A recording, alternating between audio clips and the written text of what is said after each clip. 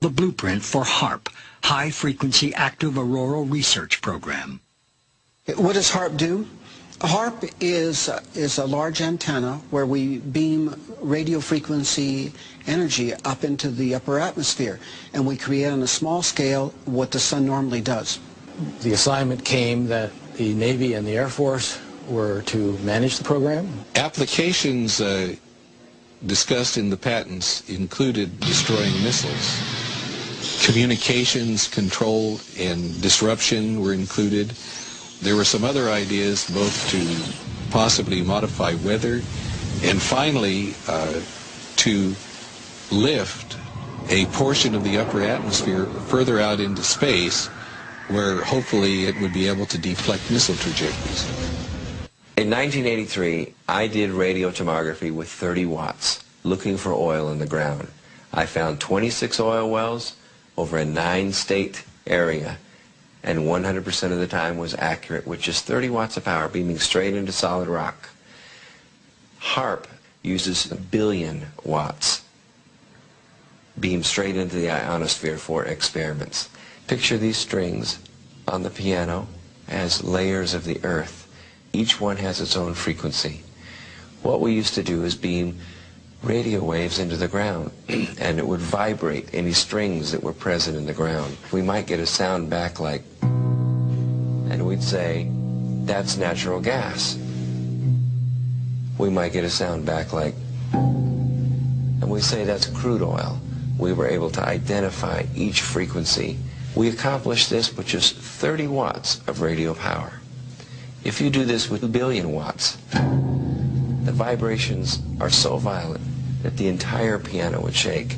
In fact, the whole house would shake. In fact, the vibrations could be so severe underground that could even cause an earthquake. Earthquake, earthquake, earthquake, earthquake.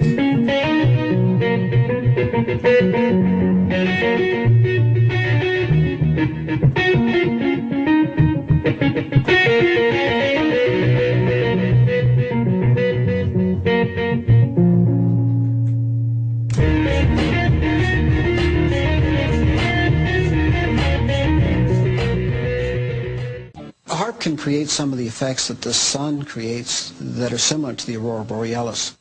HARP can paint designs in the sky, if you will. You know, it can take the beam and move it in any pattern that the scientist who's doing the experiment might want to do.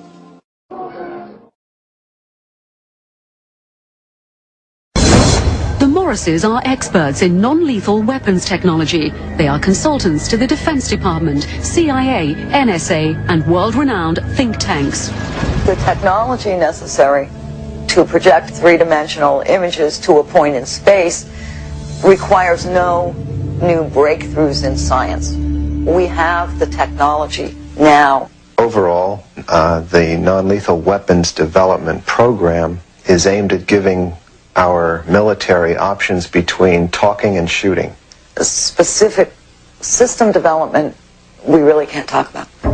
But the Morrises did talk in general about secret military experiments with lifelike 3D projections in the sky called holograms. Holograms on a battlefield would be to divert the attention of the enemy, to deliver propaganda or something very frightening to make the enemy run away if you think that he will believe that what you are sending is really an angel, a devil, a UFO. And where could this type of weaponry be tested? Perhaps not coincidentally, along the US-Mexico border at the Army's electronic proving ground in Fort Huachuca, Arizona. Keep in mind that test facilities like Fort Huachuca in Arizona are electrical optical test beds, and part of what they're testing are the effects of these electro-optical devices on a target population. And the target population may be us. America has to test American equipment in America.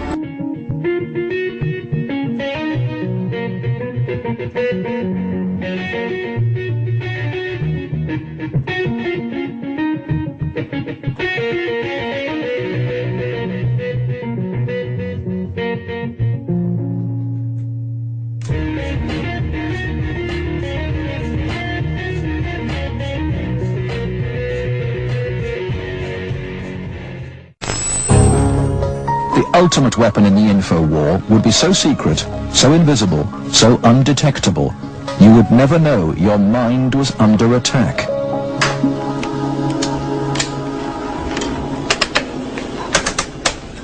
At Laurentian University in Ontario, Canada, a young student is about to undergo one of the strangest experiences of her life. They're hooking Denise's brain up to an electroencephalograph, or EEG machine. For 30 to 40 minutes, this will monitor her brainwaves, while these electric coils attached on either side of her head will immerse her brain in an electromagnetic field. Her brain actually completes the circuit between the two coils. The field pulsing through her brain is less powerful than one given off by a digital clock radio, but acutely controlled and focused at specific parts of the brain, it will open Denise's mind to outside suggestion by this man. We're going to do a switch to see if it's right or left hemisphere. Here's your final tempo. Dr. Michael Persinger is a professor of psychology and neuroscience. He is designing ways to put the power of mind control to good use. Dr. Persinger's research focuses on brain trauma, and he uses carefully controlled doses of electromagnetic radiation to induce relaxation and alleviate pain. So what Sandra did was to initiate a opiate releasing pattern. That's a burst firing field that was stimulated once every 4 seconds. And that produces relaxation and a very pleasant sensation. Similarly, using the appropriate field, we can induce fear and apprehension, but clearly that would be unethical in that setting. Dr. Persinger's tests suggest that carefully programmed electromagnetic frequencies can tap into individual brains and influence people's emotions. The cognitive processes of the human brain are really quite simple. And if you understand how they work, you can make entire populations think and decide the manner in which you wish. Many experts are skeptical of such an Orwellian scenario, but Persinger thinks the implications are chillingly real. Suppose you generate a field that produces fear, fundamental fear, in large numbers of people. And then, over the television, more traditional way, you say, the reason we're having this fear is because of this particular group.